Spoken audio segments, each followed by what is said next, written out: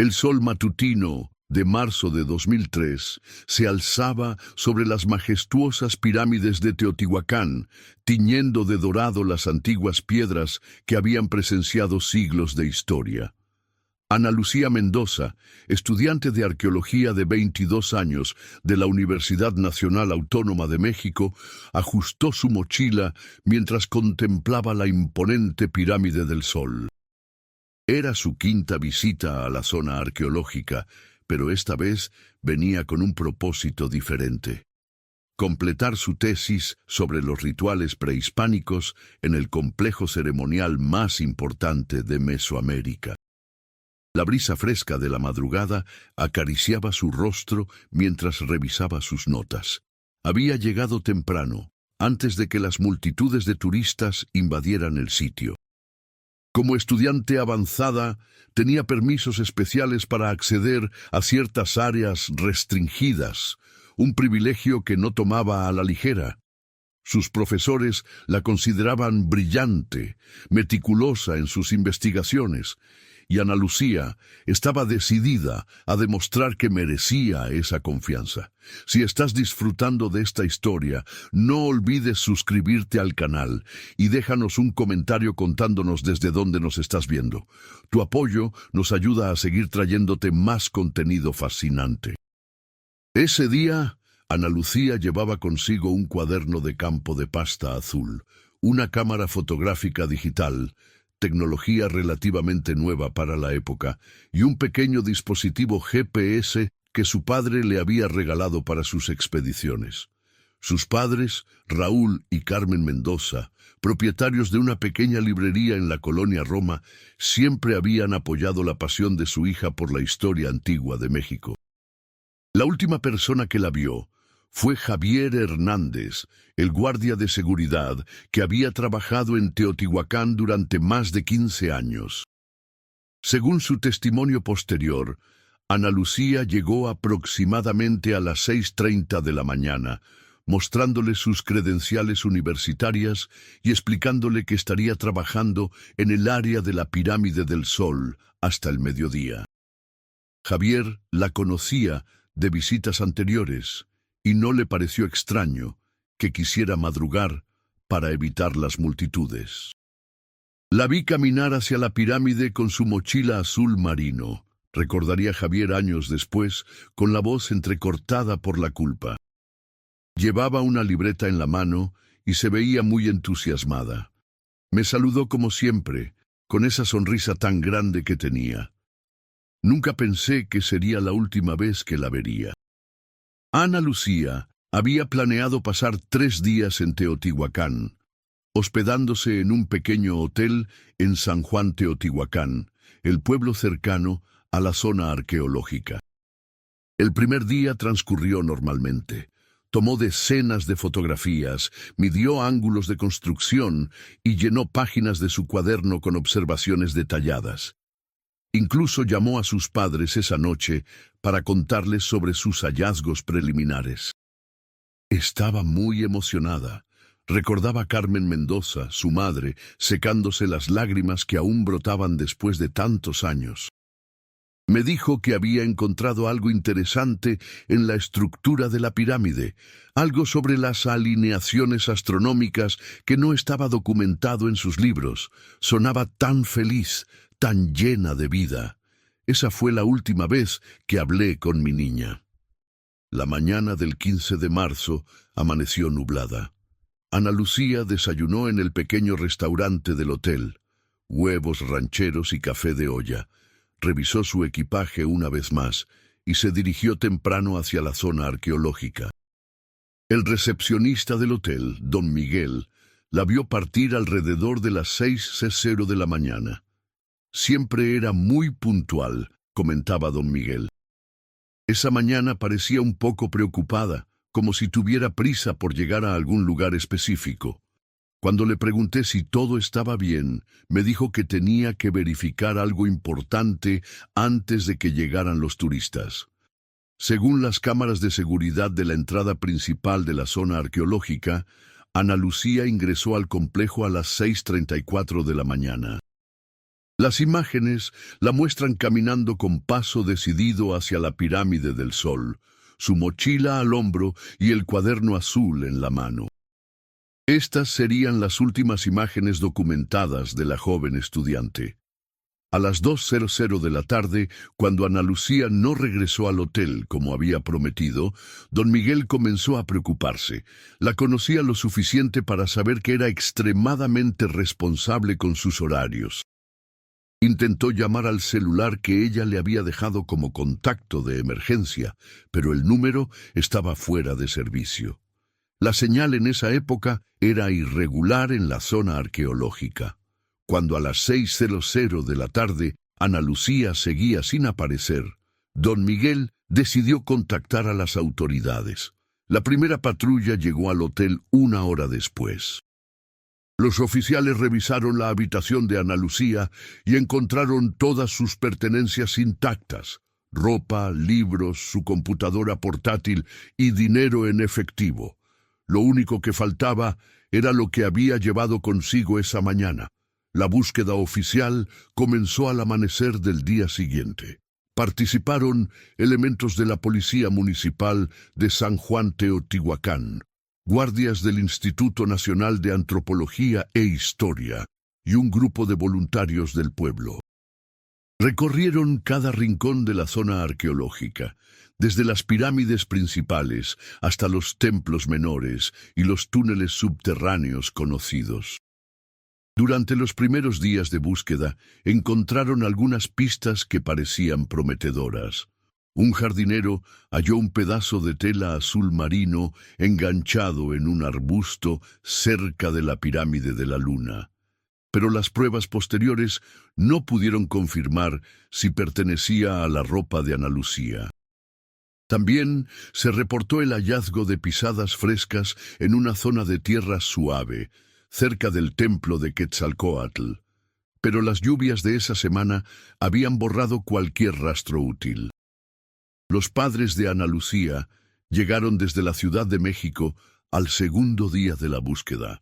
Raúl y Carmen se instalaron en el mismo hotel donde su hija había estado hospedada, convirtiendo la habitación en un centro de operaciones improvisado.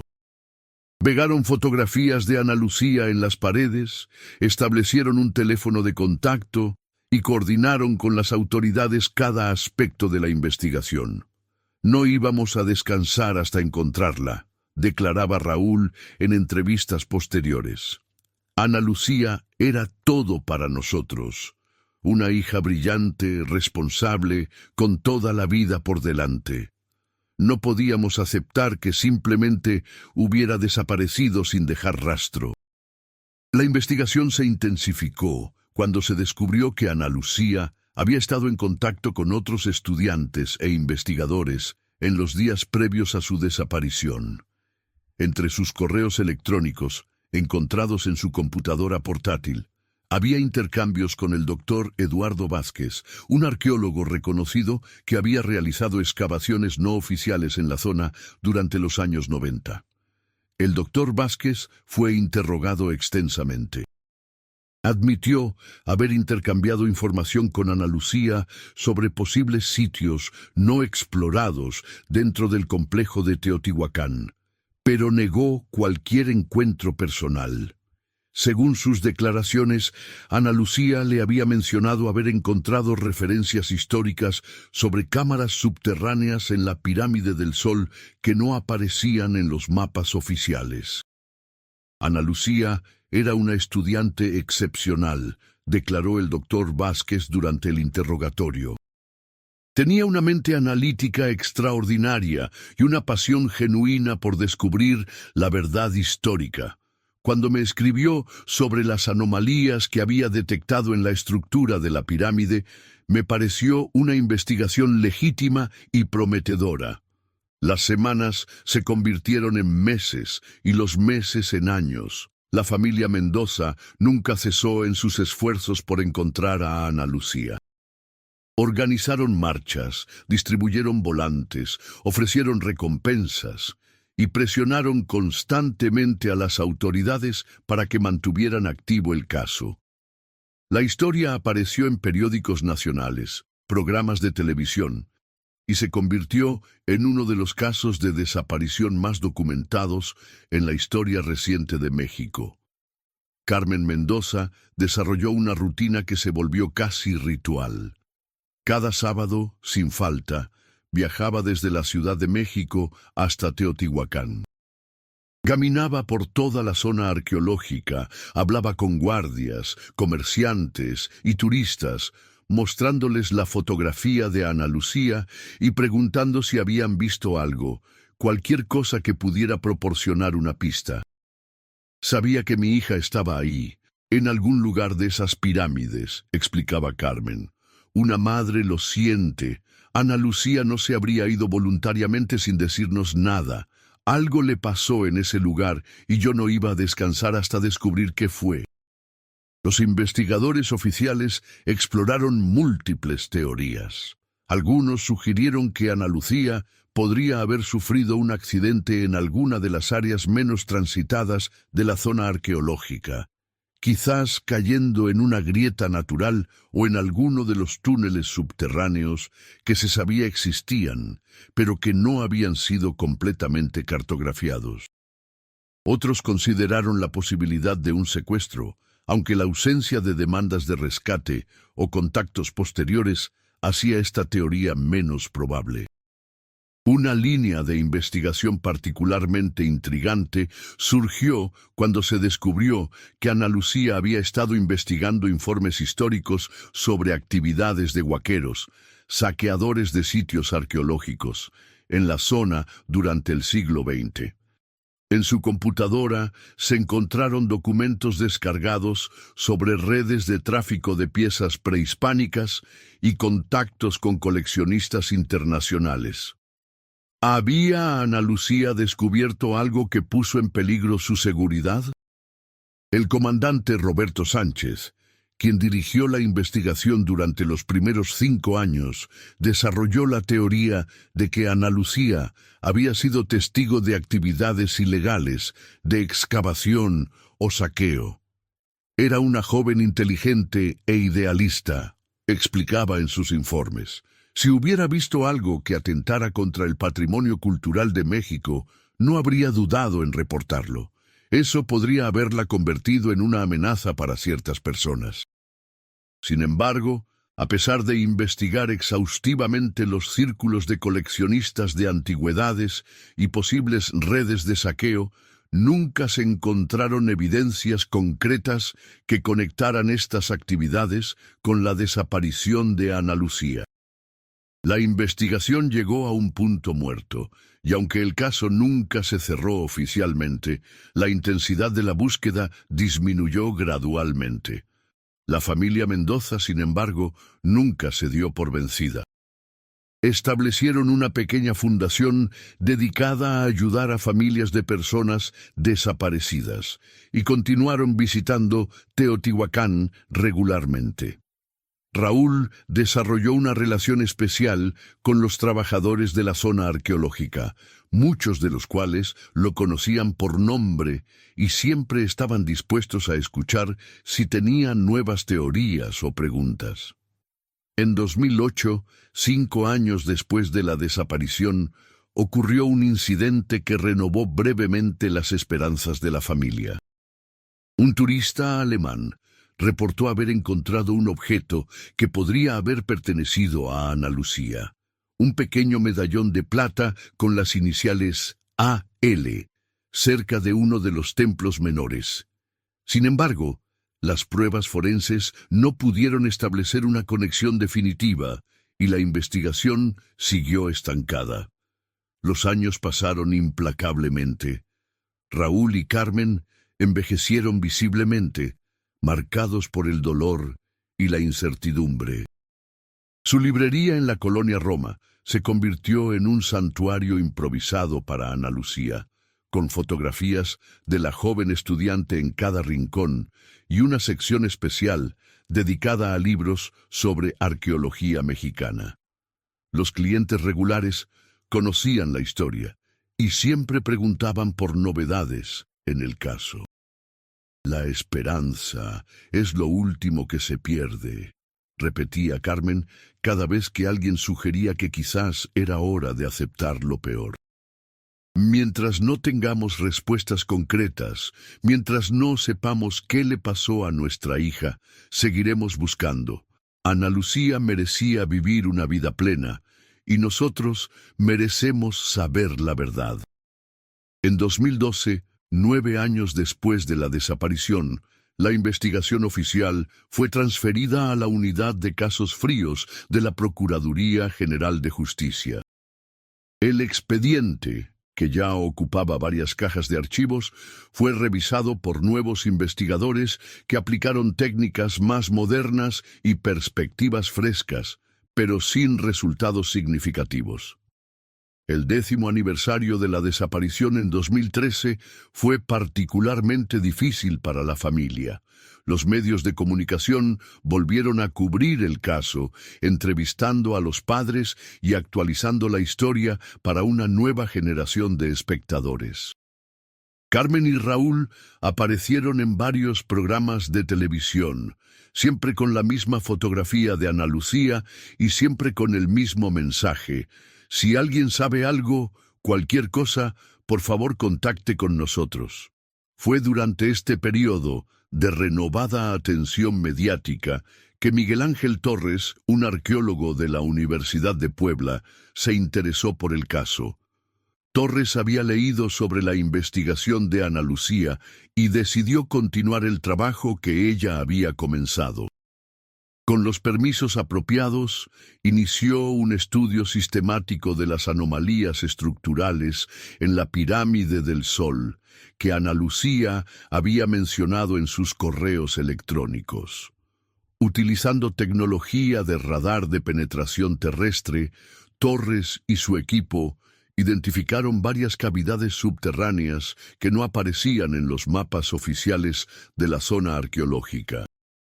Algunas de estas cavidades parecían ser naturales, formadas por la erosión del suelo volcánico, mientras que otras mostraban signos de haber sido modificadas por actividad humana en algún momento de la historia.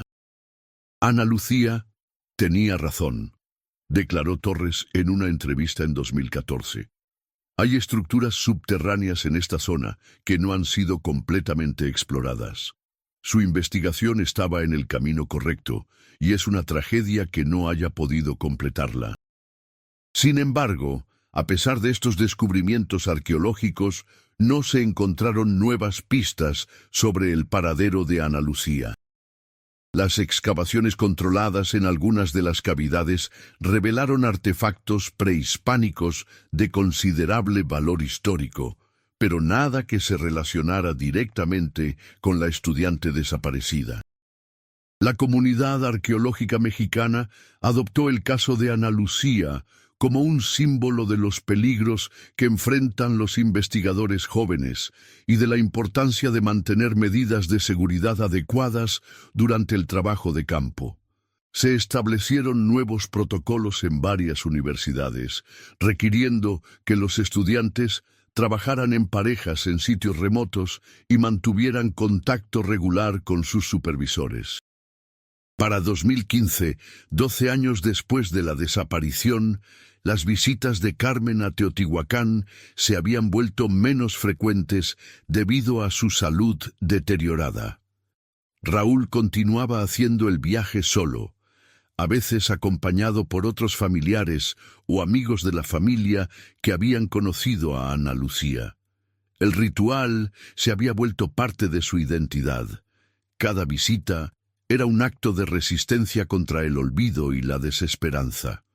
Durante estos años surgieron ocasionalmente informes de avistamientos. Personas que creían haber visto a una mujer joven parecida a Ana Lucía en diferentes partes de México, desde pequeños pueblos rurales hasta grandes ciudades. Cada reporte era investigado meticulosamente por la familia y, cuando era posible, por las autoridades, pero ninguno resultó ser la Ana Lucía que buscaban. En 2016, 13 años después de la desaparición, ocurrió algo que cambiaría completamente el curso de la investigación. Carlos Jiménez, un turista de 34 años de Guadalajara, visitaba Teotihuacán con su familia durante las vacaciones de Semana Santa. Carlos era aficionado a la fotografía y había traído una cámara profesional con un potente lente telefoto para capturar detalles de las estructuras arquitectónicas. Mientras exploraba los alrededores de la Pirámide del Sol, buscando ángulos únicos para sus fotografías, Carlos decidió aventurarse en una zona menos transitada, hacia el lado noreste de la pirámide. Era un área rocosa, con vegetación dispersa y algunos desniveles naturales del terreno que la mayoría de los turistas evitaban. Fue allí, entre las rocas volcánicas y los arbustos espinosos, donde Carlos notó algo que le llamó la atención.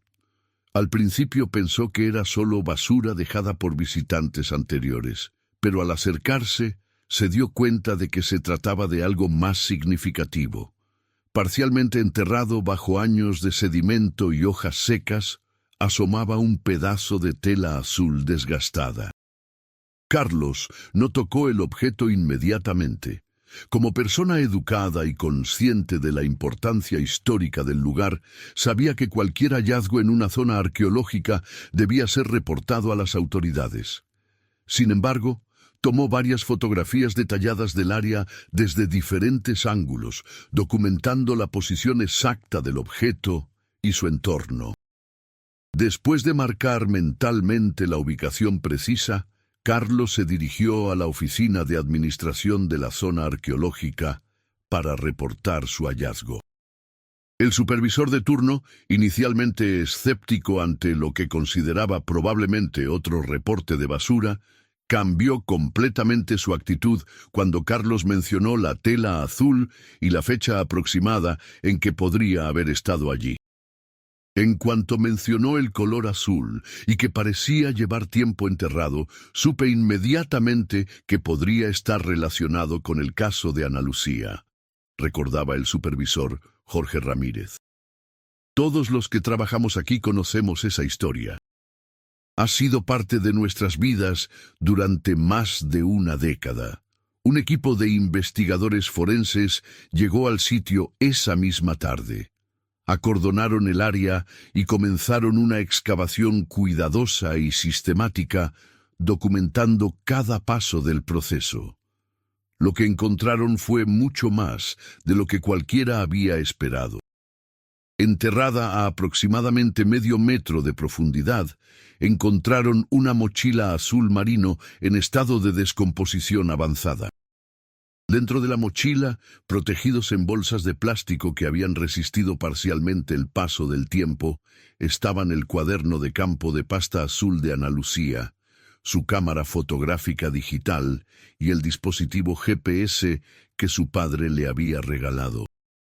El cuaderno, aunque dañado por la humedad, contenía las últimas observaciones de Ana Lucía. Las páginas finales, escritas con letra cada vez más pequeña y urgente, revelaban que había descubierto algo extraordinario. Según sus notas, había localizado una entrada oculta a un sistema de túneles subterráneos que parecía conectar directamente con la cámara central de la Pirámide del Sol. 15 de marzo, 5:30 am. Se leía en una de las últimas entradas legibles. He encontrado la entrada que mencionaban los documentos del siglo XVIII. Está oculta por rocas sueltas y vegetación, pero definitivamente es artificial. Las mediciones del GPS confirman que se alinea perfectamente con las coordenadas que calculé. Voy a explorar antes de que lleguen los turistas. Si esto es lo que creo, cambiará nuestra comprensión de toda la estructura. La cámara digital contenía las últimas fotografías tomadas por Ana Lucía.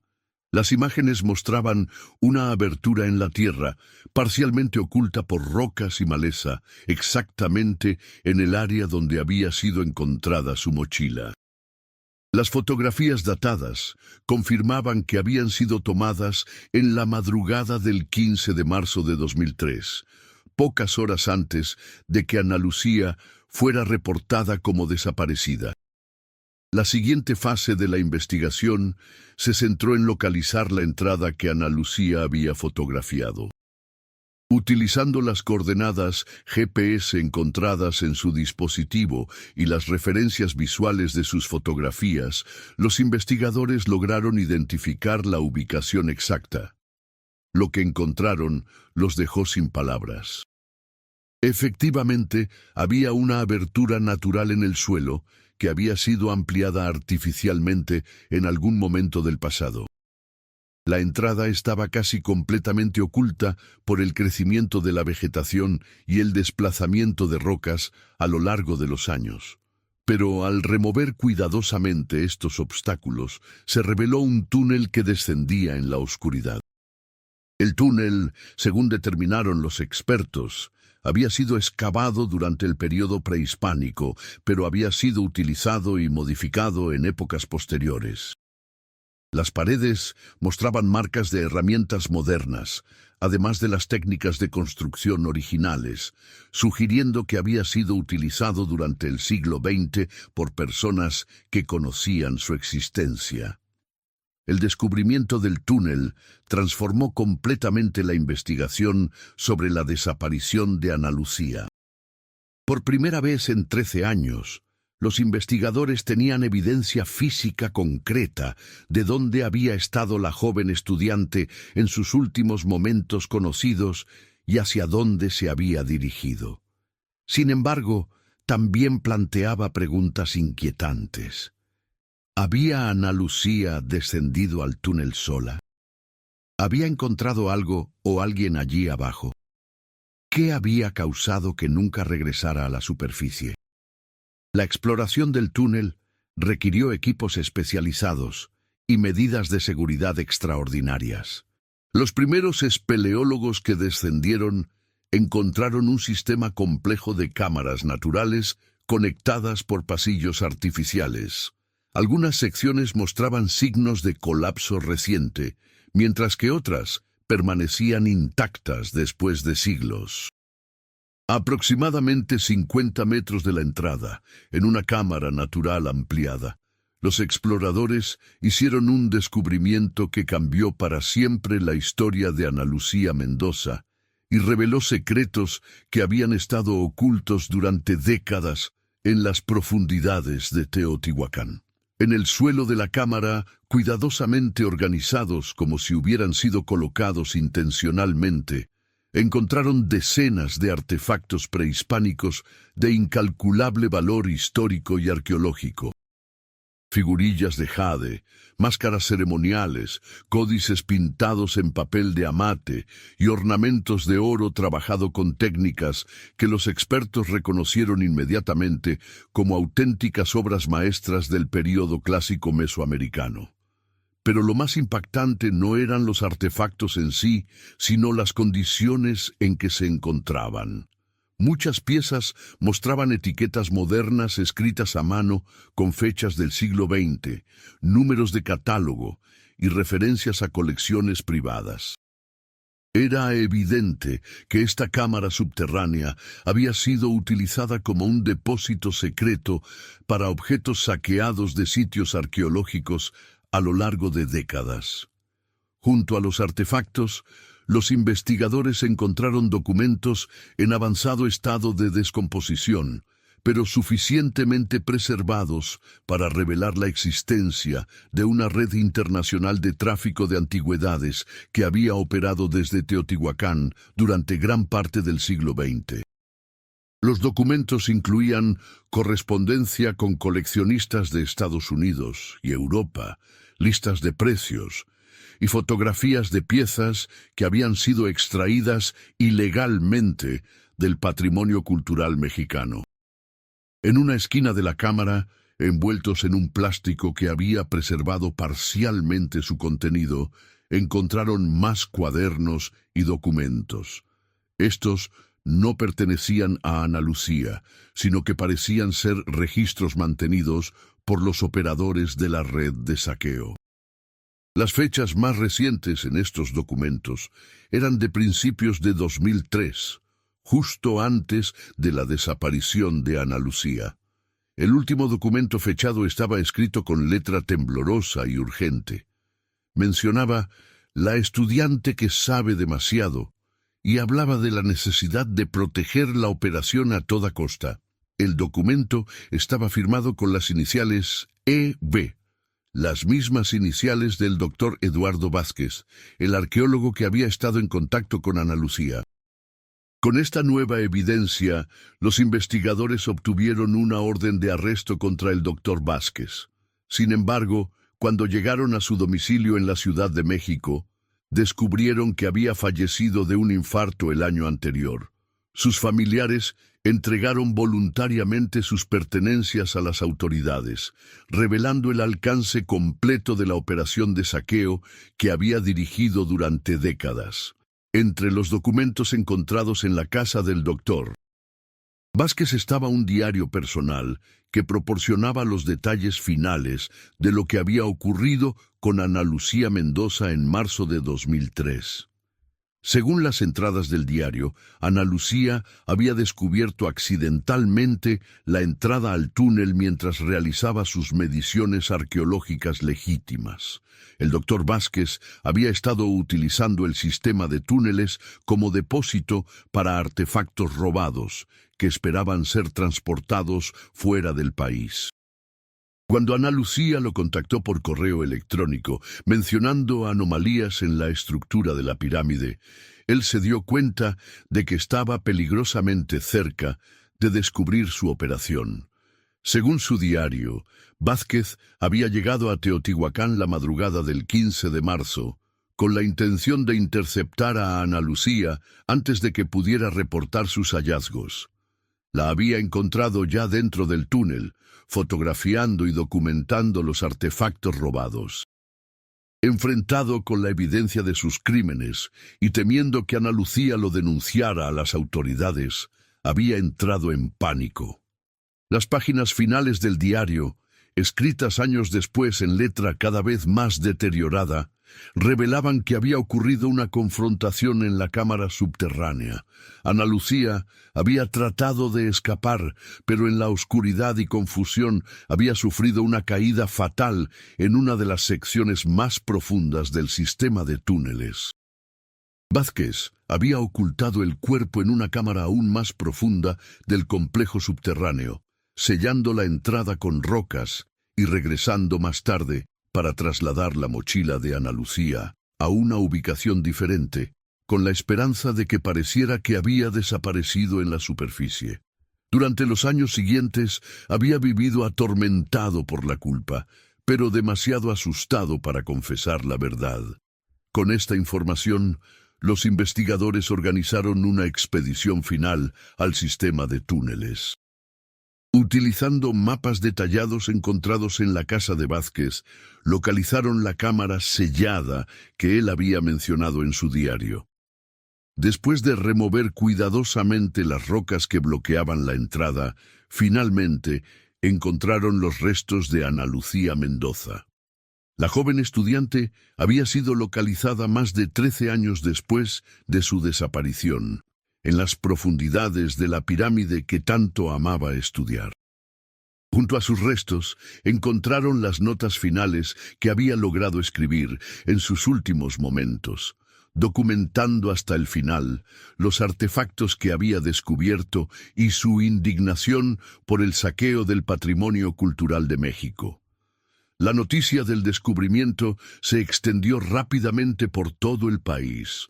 Raúl y Carmen Mendoza, ahora ya ancianos, finalmente obtuvieron las respuestas que habían buscado durante más de una década.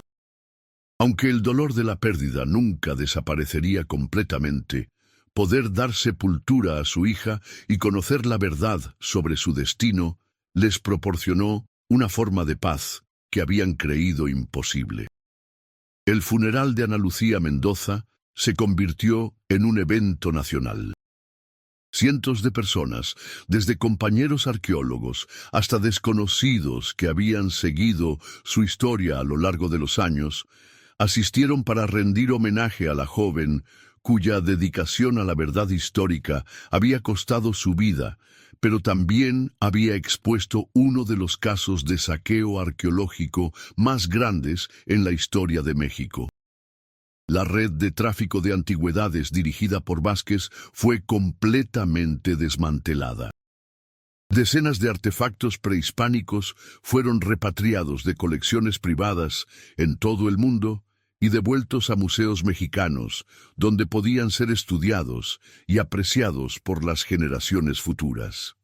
El caso estableció precedentes importantes en la legislación internacional sobre protección del patrimonio cultural. En honor a Ana Lucía, se estableció una fundación que lleva su nombre, dedicada a apoyar estudiantes jóvenes en investigaciones arqueológicas y a combatir el saqueo de sitios históricos. La Universidad Nacional Autónoma de México creó una beca anual de investigación, y en Teotihuacán se instaló una placa conmemorativa que recuerda su contribución a la preservación del patrimonio cultural mexicano. Los padres de Ana Lucía, fortalecidos por el conocimiento de que su hija había muerto defendiendo los valores en los que creía, dedicaron sus años restantes a continuar su trabajo. Su librería en la colonia Roma se convirtió en un centro de recursos para familias de personas desaparecidas y Carmen escribió un libro sobre su experiencia que ayudó a muchas otras familias en situaciones similares. El caso de Ana Lucía Mendoza transformó también los protocolos de seguridad en sitios arqueológicos mexicanos. Se implementaron nuevas medidas para proteger a investigadores jóvenes, sistemas de comunicación mejorados y programas de concientización sobre los peligros del saqueo arqueológico. Su legado vivió no solo en las reformas que su caso inspiró, sino en cada estudiante que pudo continuar su investigación de manera segura gracias a estas mejoras. Carlos Jiménez, el turista de Guadalajara cuyo descubrimiento había iniciado la resolución final del caso, se mantuvo en contacto con la familia Mendoza durante años. Su papel crucial en proporcionar el cierre que la familia necesitaba se convirtió para él en una responsabilidad personal de honrar la memoria de Ana Lucía, compartiendo su historia con otros. La historia de Ana Lucía Mendoza se convirtió en un símbolo poderoso de la importancia de proteger el patrimonio cultural de México y los riesgos que enfrentan quienes se dedican a preservar la historia para futuras generaciones. Su sacrificio no fue en vano. Expuso crímenes que habían permanecido ocultos durante décadas y llevó a reformas que protegerían a incontables investigadores futuros. Cada año, en el aniversario de su desaparición, estudiantes de arqueología de toda México se reúnen en Teotihuacán para recordar a Ana Lucía y renovar su compromiso con la investigación ética y la protección del patrimonio histórico. Su historia continúa inspirando a nuevas generaciones de arqueólogos que ven en ella un ejemplo de dedicación, valor y amor por la historia de México.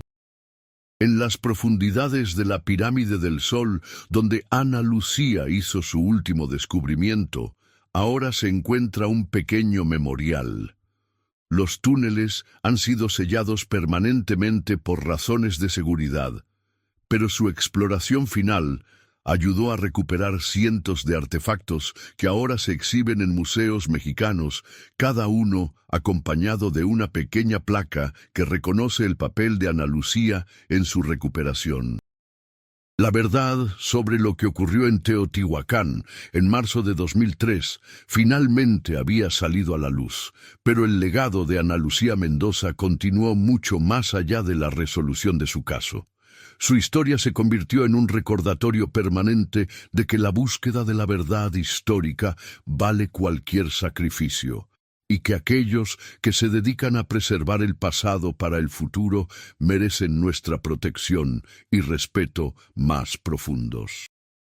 13 años después de su desaparición, Ana Lucía Mendoza había regresado finalmente a casa, pero su impacto en la arqueología mexicana y la protección del patrimonio cultural continuaría resonando durante generaciones venideras.